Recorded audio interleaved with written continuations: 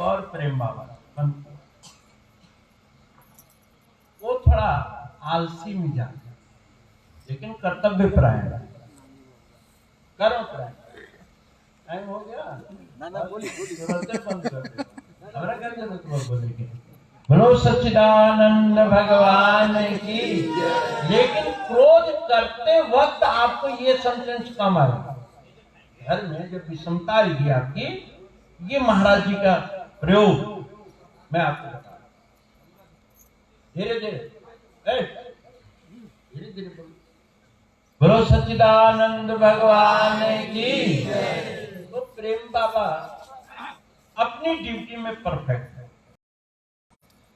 वो सुबह गर्मी के दिन में उठे बिना नहाए धोए जीप लिए और सासाराम गैरेज में चले गए गाड़ी ठीक करवाने के लिए।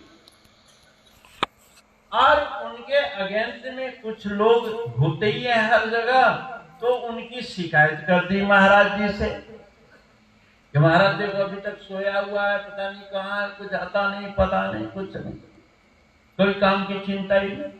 और वो शिकायत करने वाले को पता ही नहीं कि वो सासाराम गए हुए। बड़े आश्चर्य हुआ। अब क्या हुआ, महाराज जी गुस्से में, गुस्सा का नाटक तो करना ही था, गुस्से का नाटक। वो आए 10, साढ़े 10, 11 बजे। है प्रेम इधर आओ, तो कुछ नहीं करता है जो महाराज जी को कहा गया था। अब हरेक को अपने आलोचक का भी पता होता है कि महाराज जी तो इतना डांटते नहीं है, तो प्यार की मूर्ति है। आज महाराज जी डांट रहे तो जरूर किसी ने शिकायत करी, और किसने करी है सबको मालूम होता है। होती है ना, जब वोट डालने वाला का पता होता है कि इसने डाला है इसने नहीं डाला है, तो निंदक तो बहुत कम ही होते, निंदक बहुत ज्यादा नहीं होते, कम होते। और संसार में निंदकों की संख्या भी कम है, पर बढ़ाना मत हो, है ना। अच्छे लोगों की संख्या आज भी अधिक। आप अपने जीवन में कितने दिन बीमार रहते हैं, गणना कीजिए। ज्यादा तो स्वस्थ ही हालत में होती है ना। महाराज उनको डांटने लगे और वो भी पीछे से अकड़ गए। महाराज जी आज फैसला हो ही जाए, आज बुलाइए उसको, फलाना जिसको भी होगा। महाराज जी ने देखा। अब देखिए महाराज जी ने क्रोध का स्वांग किया, भगवान राम ने भी समुद्र पर क्रोध का स्वांग किया, लेकिन जब हाथ थोड़ा तो क्या मारने लगे झपड़, उसकी नम्रता को तुरंत स्वीकार कर। यानी क्रोध के अंदर भी ईश्वर के गुस्से को मत भूल।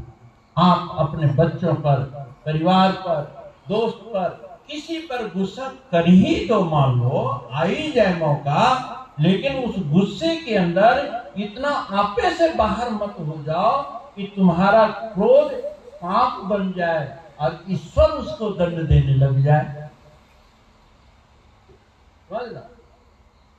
महाराज जी देखिए कि बच्चा मेरे आगे बोलता नहीं था, आगे बोल पड़ा, इसका मतलब ये सच है, ये भूखा प्यासा। महाराज जी प्रेम, अच्छा तू सुबह से कहाँ गया था?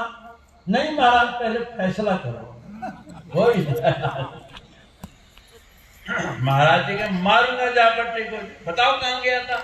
मैं सुबह 6 बजे के सासाराम गया था, गाड़ी ठीक करके आया हूँ। कल से आपका प्रोग्राम है, गाड़ी रास्ते में खराब ना हो जाए इसलिए गाड़ी ठीक करवाना। मेरे रोटी पानी क्या है महाराज जी, तो होते रहता है। अब कितना बड़ा त्याग है।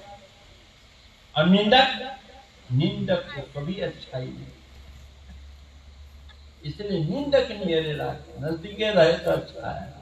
लेकिन धीरवान, बुद्धिमान, धैर्यवान जो होगा वही निंदक से लाभ उठाएगा। क्रोधी आदमी निंदक से लाभ नहीं उठा सकता। निंदक से तो बहुत लाभ मिल सकता, बुराई करने वाले से तो बहुत ज्ञान मिलता है। महाराज जी कहते थे, एक ज्ञानी से पूछा इतना ज्ञान कहाँ से सीखा हो? पढ़ा लिखा तो है? अरे मूर्खों से हम सीखे। ये क्या है? बाबू जी कह दिए कि मूर्ख है, जो करे वो मत कर। बस वो जो करता था मैं नहीं करता था, मैं ज्ञानी हो गया। बोल गुरु महाराज की। इसलिए गार्जियन जिससे रोके वो रुकना चाहिए। गुरु महाराज जी जिससे रोके उसको रुकना चाहिए, आपका लाभ होगा। प्रेम को डांटा, नहा धो करके आए, खा पी करके आए, अब नहाते और खाते तक आत्मग्लानि हो गई कि जिस सदगुरु के आगे हमने बोला नहीं, जहां कभी जबान हमने खोली नहीं, आज मैं गुरु महाराज जी से जोर से बोला। संतों से तो जोर से बोलना भी एक अपराध है। गुरु महाराज जी से उच्च स्वर में बोलना भी अपराध है। रामचंद्र बाबू को शायद मालूम होगा, महाराज जी जब बैठते थे, बाबा भास्करानंद जी हाथ आपने लग जाता, दूर बोलना तो दूर की बात, इतना अदब, इतना शिष्टाचार। बाबा धन्य महाराज जी ने कहा आगे खा के मेरे से पाप हो गया, बहुत बड़ा अपराध है, मुझे माफ कर दो। अरे क्या हुआ? हम आपके आगे जोर से बोलने लगे, हम फैसला कराने लगे महाराज। उस समय तू भूखा था, तू नहाया नहीं, इसलिए। और अगर मैं उस समय बोलने लग जाता, फैसला करने लग जाता, तो तुम्हारी भक्ति सब नष्ट हो जाती। तेरी भक्ति की रक्षा आज मैंने करी। अगर मैं संयम नहीं बरतता तो तू बहस में उतर गया था, और बहस कहां तक जाती इसकी कोई सीमा नहीं थी। इसलिए भाइयों और बहनों, गार्जियन को जब अपने बच्चे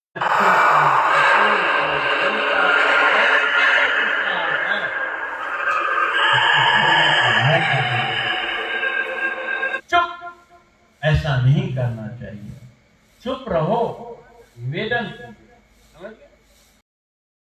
क्या पता वो सही हो, आपको सिखाने वाले ने गलत सिखा दिया हो, या आपने गलत समझ लिया हो।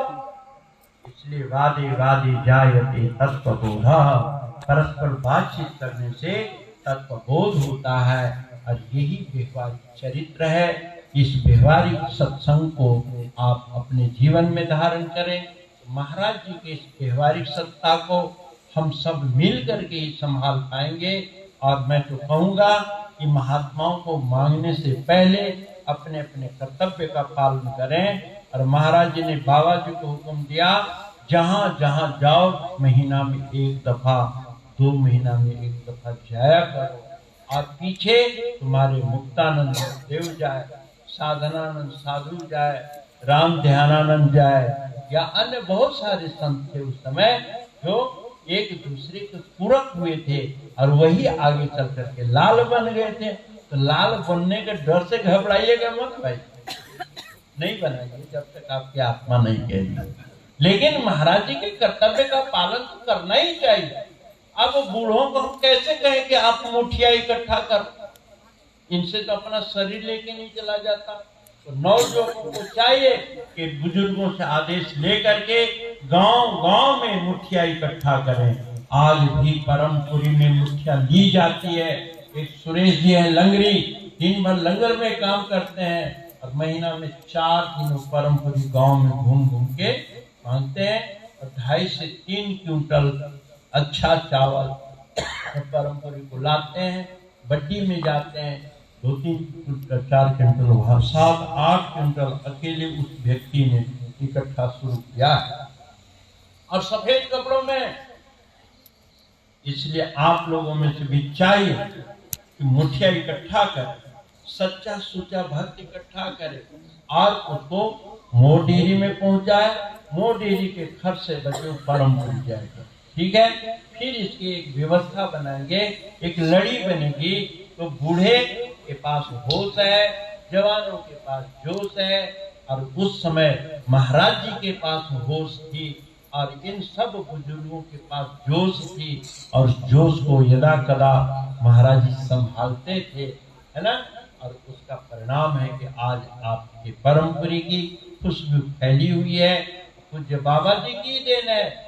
अब मैं हर कार्तिक को आ पाऊंगा कि नहीं आ पाऊंगा, तो मैं वचन तो नहीं दूंगा, लेकिन बसंत से लेकर रामनवमी तक रहने के विचार कर रहा हूँ। और उसमें कारा सोन वर्षा इधर उधर जो भी होता है कार्यक्रम करेंगे। अखंडानंद जी, राम जी और सारे संत मिल करके ये कार्य करेंगे और कुछ करेंगे, लेकिन मुखिया के नाम पर भक्तों को इकट्ठा करना, और भक्त जो सक्षम है, गाड़ी वाले हैं, वो यहाँ सीधे मोडीर को पहुंचाए, किसी के हाथ में मत, सीधे यहाँ लाए। स्वामी जी महाराज ने इस पर रोक लगाई थी, उस समय कुछ महात्मा लोग, कुछ बाइयां मनमाने आचरण कर रहे थे। आपके मुखिया का दुरुपयोग हो रहा था, लेकिन आपके मुखिया का सदुपयोग का मैं भरोसा देना चाहता हूँ।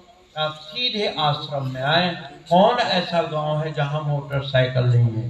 कौन ऐसा, चाहे गुरुमुख ना ही हो, उसको कह दिए 5 किलो 10 किलो चावल भाई जरा मोड़ पर उतार देना, सब उतारता। इससे आपके घर का सदुपयोग होगा, आश्रम का जो व्यवस्था होगी तो होगी।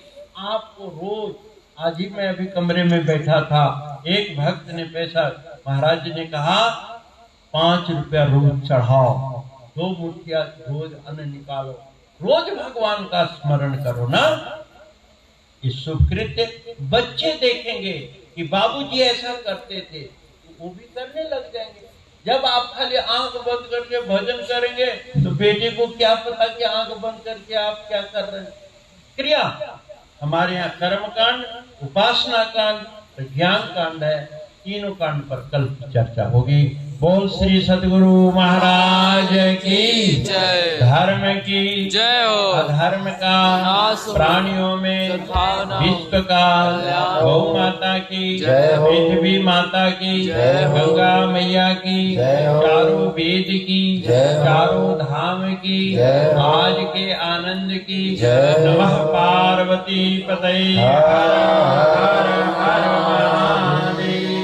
अरे सब महात्मा जो सत्संगी हैं, आपके यहाँ जाके धर्म की जागृति करेंगे और साल में एक बृहद कार्यक्रम 2-4 गांव मिलकर के किए। जरूरी नहीं कहा जाए आज यहाँ हो, अगले साल कहीं हो कहीं हो, लेकिन इस संतों का चक्कर हर वक्त लगते रहना चाहिए, तभी संस्कार जगेगा। और संतों के अनुपस्थिति में आप में से बृहद भक्तों को जिम्मेवारी लेनी चाहिए। अपने बच्चों को 1 घंटा अपना में धर्म का आइए, तब देखिए गुरु महाराज जी की महिमा फैलेगी। हरिओम। बोलिए श्री सद्गुरु भगवान की जय। अभी हम सभी ने श्री गुरु महाराज जी से आशीर्वचन लिए। अब साथ संगत से निवेदन है कि कल भी ये प्रोग्राम है, मेन प्रोग्राम कल ही है, 2 दिवसीय कार्यक्रम रखा गया था।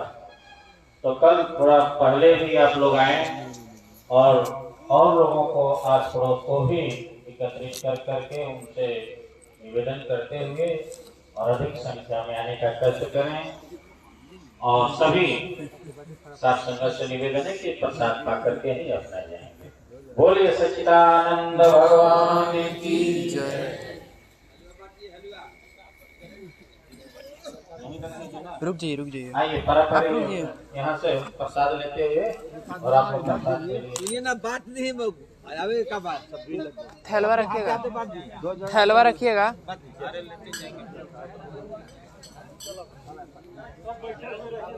सब कोई बैठिए जी। 6 बजे से हेलो, कल 6 बजे से कार्यक्रम शुरू होगा। आप लोग शाम को 6 बजे से आप लोग चले जाएंगे और जो साथ संगत को श्री गुरु महाराज जी बंद कर लो, बंद करना होगा। महाराज यहीं रहेंगे, सुबह समय से आकर के 7 से 9 खाना फ्री होगा। 7 से